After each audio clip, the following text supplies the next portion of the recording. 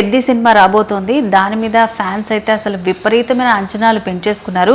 Budget కూడా చూస్తే అంటే వేరే సినిమాతో కంపేర్ చేయాలని లేదు, కానీ ఇప్పుడు దాకా రికార్డ్ క్రియేట్ చేసింది పుష్ప కాబట్టి దాని రికార్డ్స్ అన్ని బద్దలైపోతాయి అని ఆడియన్స్ నుంచి వస్తున్నటువంటి టాక్ అన్నమాట.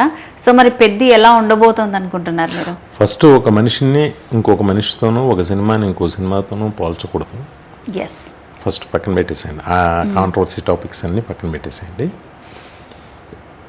ఈ పెద్ది అనే సినిమా ఫస్ట్ సాంగ్ ఆల్రెడీ ఆ సాంగ్ క్రియేట్ చేసిన సెన్సేషన్ అంతా ఎంత కాదు.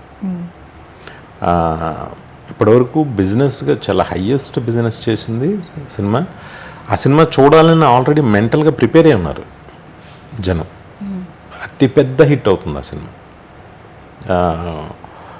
ఆ సినిమా మొత్తం పాన్ ఇండియాగా మొత్తం ప్రపంచం అంతా నచ్చే సినిమా. దాంట్లో ఉన్న ఒక విషయం చాలా అందరికీ నచ్చుతుంది.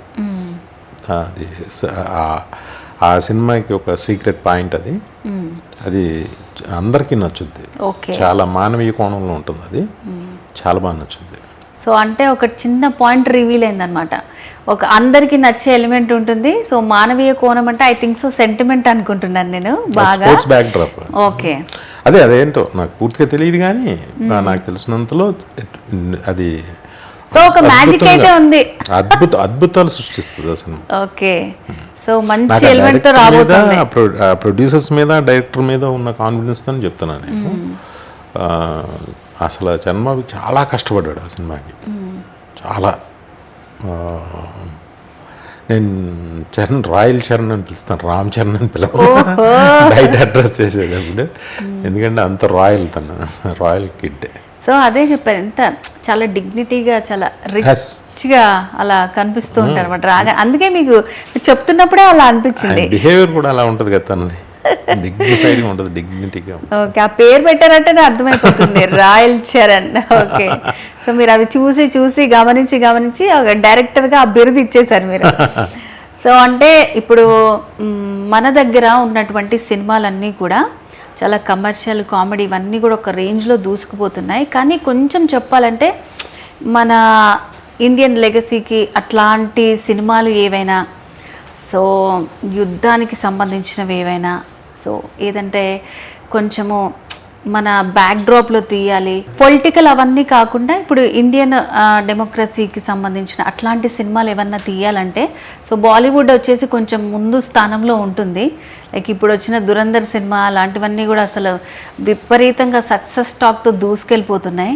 సో టాలీవుడ్లో అలాంటి సినిమాలు ఎప్పుడు వస్తాయి ఏంటి, మరి మీరు ఏమన్నా ప్లాన్ ఉందంటారా? అలా అని కాదండి, మనకి ఇక్కడ స్వతంత్ర వీరులు, స్వతంత్ర పోరాటం అంటే నాకు పూర్తిగా తెలియదు, కానీ నేను విన్నంత వరకు చెప్తున్నాను. నేను మీలాగే అడిగితే మనకి యోధులు ఎవరైతే ఉన్నారో, ఇప్పుడు సీతారామరాజు గారు ఉన్నారు, అల్లూరు సీతారామరాజు గారి పేరే ఫస్ట్ గుర్తొస్తుంది మన తెలుగు వారికి.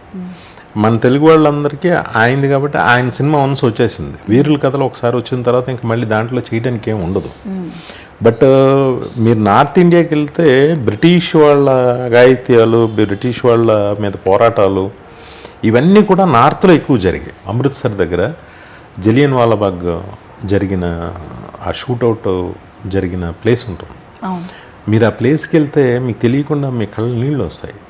ఇంకా ఆ బుల్లెట్లు దిగిన, ఆ బ్రిటిష్ బుల్లెట్లు దిగిన హోల్స్ ఇంకా ఉంటాయి అక్కడ ఆ వాల్స్కి. అది ఒక వెబ్ సిరీస్ కూడా వచ్చింది, చూసారా? అది నిజంగా జరిగింది. అలాగే మన సినిమాలో చూస్తున్నాం కాబట్టి వెళ్ళి ఆ ప్రాంతం చూస్తే మనకు అలా అనిపిస్తుంది. అలాంటి దారుణాలన్నీ అక్కడే జరిగాయి. ఒక ఇండియా పాకిస్తాన్ విడిపోయినా ఏం జరిగినా అక్కడే జరిగాయి కాబట్టి వాళ్ళకి ఎక్కువ ఐడెంటిఫికేషన్ ఉంటుంది. నార్త్ సైడ్ వచ్చాయి కాబట్టి ఒక బార్డర్ తీసుకోండి, గద్దర్ తీసుకోండి, ఏదైనా ఇంకా చాలా సినిమాలు మనకు తెలియనివి, చాలా సినిమాలు నాకు తెలియనివి. ఇప్పుడు దురంధర్. ఓకే, ఎలా ఉంది అనిపించింది మీకు? మీ ఒపీనియన్ ఏంటి దురంధర్ పైన? టెరిఫిక్గా ఉందండి, సూపర్గా ఉంది. అంటే ఒక సినిమా పొటెన్షియాలిటీ, ఒక సినిమా ఎంత డబ్బు తెస్తుందా అని మనకి ఒకసారి బాహుబలి ఆశ్చర్యపరిచింది. దాని తర్వాత ఈ దురంధర్ అయితే అసలు మిరిమిట్లు కురిపించింది. ఓకే. దాన్ని it is celebration, it's not a cinema. అలా ఉంది థియేటర్స్ అంతా. అంటే ఇప్పుడు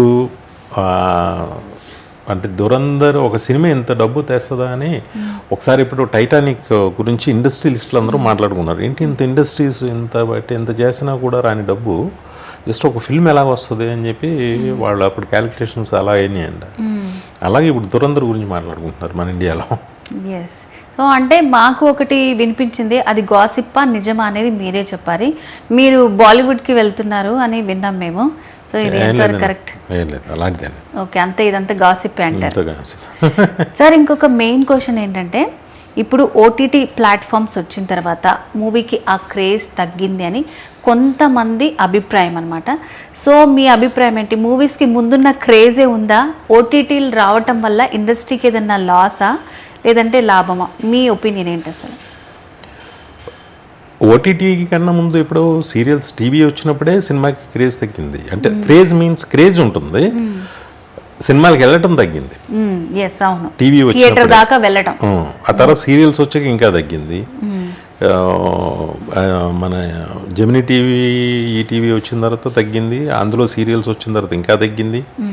ఓటీటీస్ వచ్చిన తర్వాత ఇంకా తగ్గింది. అయితే డబ్బు వస్తుంది కదా అని మీరు అంటారు. అది కొన్ని సినిమాలకి ఒక సూపర్ హిట్ అంటే మాత్రం people are ready to spend. Okay okay, చాలా క్లియర్ కట్గా చెప్పేశారు మీ ఒపీనియన్ అంతా. ముసుగులో గుద్దులాట ఏం లేదు, యాజ్ ఇట్ ఈస్గా ఏది వస్తే ఏం జరిగింది ఏంటి అని. సార్ ఇప్పుడు ఇన్ని ఇయర్స్ ఇండస్ట్రీలో ఉన్నారు, ఆల్మోస్ట్ 25 years అయిపోయింది. సో టెక్నికల్ పరంగా ఎలాంటి అప్డేట్స్ వచ్చాయి? వాటి వల్ల ఏంటి అప్పుడు మీరు అరే ఇది ఉంటే బాగుండేదని ఫీల్ అయినది ఏదన్నా ఉందా? వాటి వల్ల ఏమన్నా లాభాలు ఉన్నాయా, నష్టాలు ఉన్నాయా? What's your opinion? ఏం లేదు, నష్టం అండి. ఎప్పుడు టెక్నాలజీ బెస్ట్ క్వాలిటీ ఇస్తుంది. ఇప్పుడు చిన్నప్పుడు సినిమా థియేటర్కి వెళ్తే 4 సార్లు ఆపేవారు, తర్వాత 2 సార్లు ఆపేవారు, తర్వాత గీతలు వచ్చేవి. ఇప్పుడు లేకుండా క్లీన్ ఫిల్మ్ వస్తుంది డిజిటల్ వచ్చిన తర్వాత. చక్కగా చూస్తుంటే ఒక గ్లాస్ చూసినట్టు ఉంటుంది. తర్వాత మోనో సౌండ్ ట్రాక్స్ నుంచి డిటిఎస్లు వచ్చినాయి, డాల్బీస్ వచ్చినాయి, సౌండ్ ట్రాక్స్లో క్వాలిటీ వస్తుంది. ఇంకా బెస్ట్ క్వాలిటీ పెరుగుతూ ఉంది. టెక్నాలజీ ఇంప్రూవ్ అయ్యే కొద్ది క్వాలిటీ పెరుగుతూ ఉంటుంది అంతే. Thank you very much.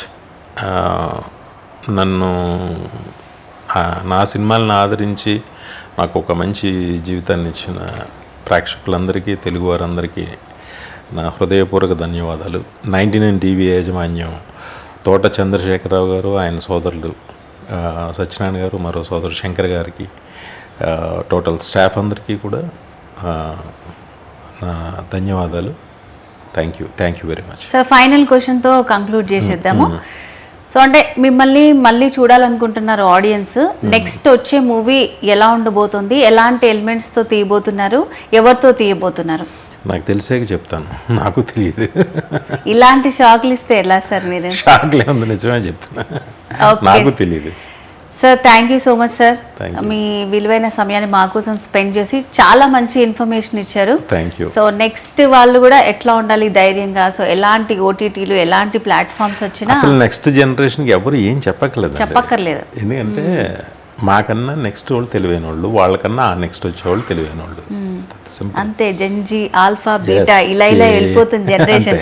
ఎవరికి అడ్వైజులు ఇచ్చే అవసరం లేదే అని చెప్తున్నారు వినాయక్ గారు. అడ్వైజ్ ఇవ్వడమే తప్పు, అడ్వైజ్ అంటే ఇంకా తప్పు. ఓకే సార్, మేమైతే మీరు లేదు అని చెప్పకపోయినా సరే మేమైతే ఒక మంచి మూవీ కోసం మంచి స్టార్తో మీరు వస్తారు ఫ్యూచర్లోనే ఎదురు చూస్తున్నాము. So anyways thank you so much sir. Thank you very much. Thank you. So ఇది వాళ్ళ స్పెషల్ ఇంటర్వ్యూ. మరో స్టార్తో మళ్ళీ కలుద్దాం. Keep watching 99 TV.